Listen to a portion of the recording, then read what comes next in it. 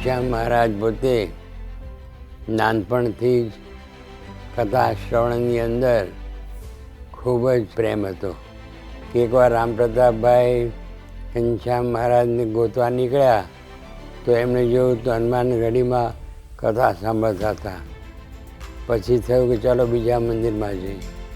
તો ત્યાં ગયા તો ત્યાં પણ ઘનશ્યામ મહારાજ કથા શ્રવણ કરતા હતા.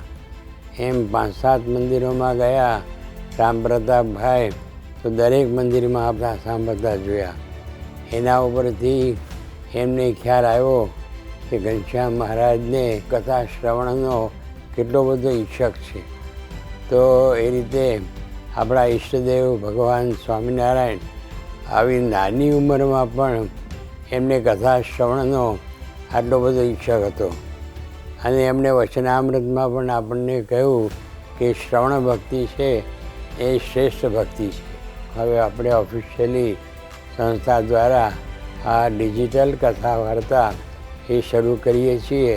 એ આપણે માટે બહુ જ સૌભાગ્યની વાત છે અને આપણે અવશ્ય એનો લાભ લઈએ, કારણ કે બધી જ ભાષામાં ગુજરાતી, હિન્દી, અંગ્રેજી ત્રણેય ભાષાની અંદર આપણને લાભ મળવાનો છે અને સંસ્થા દ્વારા લાભ મળે છે.